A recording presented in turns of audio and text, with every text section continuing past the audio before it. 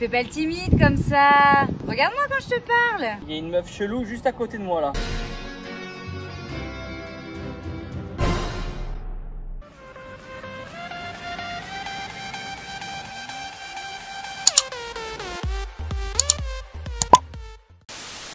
Ok les gens, donc là je suis complètement à poil, donc vous pouvez voir qu'on a tous une taille de pénis différente et une taille de bouliche différente. Mais tu fais Qu'est-ce que mais ta gueule. C'est quoi ta traîne dans le carton là? Non mais l'idée c'est de se comparer en fait.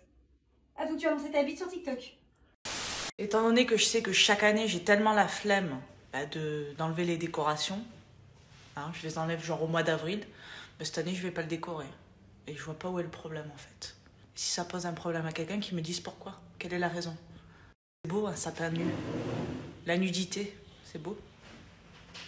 Je viens de recevoir la commande de la tuée de la viande. Bon, je partage ça avec vous. Ça, c'est... Je suis ému, putain. C'est mieux qu'un bon gros cul, putain. C'est mieux. C'est tellement sexy. Ça se passe de commentaires. Les salles de sport, c'est pas près de rouvrir. Et il y a une troisième vague au mois de janvier. Celle-là, je crois, elle va être la pire que les deux premières qu'on a vécues, qu'on était tous tristes, tous angoissés, anxiétés. Qu'est-ce qu'on va devenir? I look fit, but I'm actually not. Check. Okay. Some high-waisted pants here, a little sucking in, then boom! McDonald's, 3 babies, Pizza Hut, you fucking name it. Avant qu'on parte, j'ai dit quoi? Pas de motivation, mais il faut venir faire le taf. Et maintenant? Pas de motivation, mais on fait le taf. Non, la motivation elle est venue. Ah oui, bah c'est sûr. Si elle n'était pas venue, on aurait fait le taf quand même. Toujours. Mais elle est venue. C'est ça. La motivation, c'est comme le petit supplément boursin dans le fromage, dans le sandwich. Chèvre. Si c'est là, le sandwich est encore meilleur. Mais si elle est pas là, le sandwich reste quand même bon. C'est vraiment pas mal. T'as vu? Mais je suis trop fort en imagerie. Vraiment pas mal. Ah oui, parce que pendant la sèche, tu qu'on a 1000 calories par jour. 1000 calories. Et en prise de masse, tu fais au moins 5000. Ouais, au moins. Donc tu passes de 5000 à 1000. Ouais, petit à petit, mais ouais, ton corps il prend un coup. Hein. Pouah. Ton corps il prend un coup. Et du coup, ce qui se passe, j'étais dans le mal. J'étais un zombie. J'étais un zombie. Et du coup, tu visualises ton objectif, tu tiens, tu t'arraches, tu tiens. Tu visualises ta tombe aussi à un moment, non? Des fois c'est chaud, des fois tu vois flou. Et des fois après ton cardio, tu vois flou, mon gars.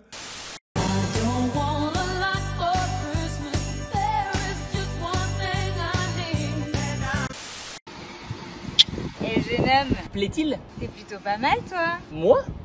Mais quel est donc ce dialecte? Fais pas le timide comme ça. Regarde-moi quand je te parle. Il y a une meuf chelou juste à côté de moi là. Allez, passe-moi ton 06. Ah, je crois pas, non. Attends, bouge pas. Elle m'a fait le coup du klaxon. Ah, je craque. J'arrive de suite. Ils savent pas que moi je m'en bats les couilles. Ouais. Mais c'est vrai que c'est beaucoup plus facile de blesser quelqu'un en venant s'attaquer à son physique. Et c'est vrai que quand tu penses, surtout les filles, parce que tu vois, les filles qui se font beaucoup dégommer sur les réseaux, c'est souvent les filles qui vont se montrer physiquement et tout, tu vois. Et parce que les mecs, en faisant ça, ils savent pertinemment que la meuf, tu vois, ils vont l'attaquer sur le truc où ils savent qu'elle a, tu vois, pas de confiance en elle, genre, ta cellulite et tout, tu vois. Et c'est ouf, en fait, que les gens, tu vois, ils aient ce besoin de forcément rabaisser un physique, surtout quand tu sais pertinemment que c'est des mecs qui eux-mêmes n'ont pas de physique, tu vois. J'ai entendu dire qu'il y a des spécialistes, du moins, qui mettent ça en avant. Je dis des spécialistes sans citer de nom pour pas inciter à la haine. On nous incite à porter des doudounes à la maison en hiver pour éviter la propagation du virus. On nous incite également à partager, à consommer le gâteau de Noël avec nos grands-parents ou nos parents séparément. S'il y a des spécialistes parmi nous, des scientifiques, exprimez-vous dans la barre des commentaires. Mais est-ce qu'il y a une étude sérieuse qui nous dit que si on dépasse 6 personnes autour d'une table, la propagation du virus est démultipliée? Est-ce qu'il y a une preuve tangible là-dessus? J'aimerais comprendre en fait. Déjà, il y a une troisième vague qui arrive au mois de janvier. C'est une hypothèse entre le 4 janvier et le 15 janvier.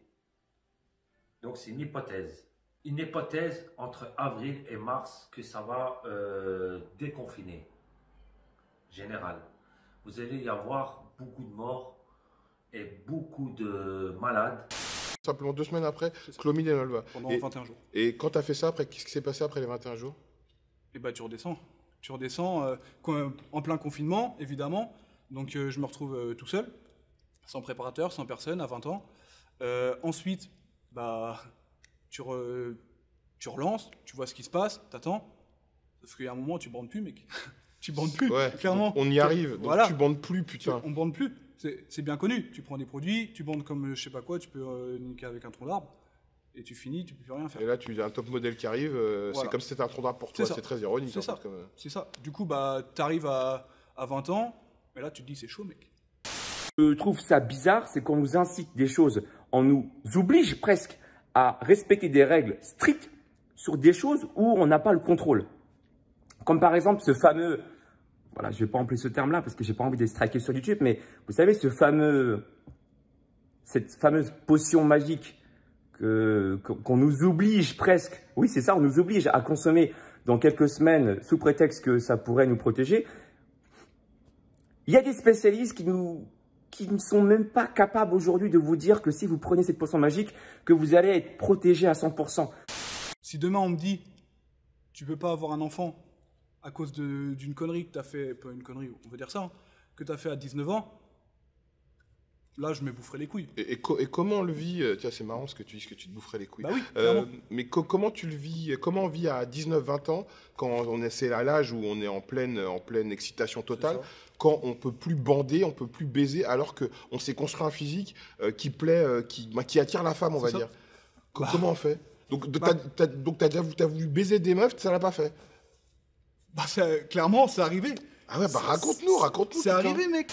Par exemple, si tu critiques quelqu'un sur son physique, que ce soit homme ou femme, tu peux le détruire en mode, bah, il va remettre toute sa vie en question, il va remettre tous ses mois de training, ouais, mais en fait, ça se trouve, je m'entraîne mal, là, mais... Surtout qu'en plus, tu pars du principe que si tu veux, on va être sérieux 2 secondes, la muscu, c'est pas tout le monde, mais une certaine partie des gens qui font de la muscu se sont mis dans la muscu parce que ils avaient un mal-être à la base. Bien sûr. Soit parce qu'ils avaient du mal avec le sexe opposé, soit parce qu'ils aimaient pas leur corps, soit parce qu'ils se faisaient, tu vois, emmerder à l'école. Enfin, beaucoup de gens qui se sont mis à la muscu se sont mis à la muscu pour combler un mal-être à la base. Ouais. Donc du coup, qu'est-ce qui se passe?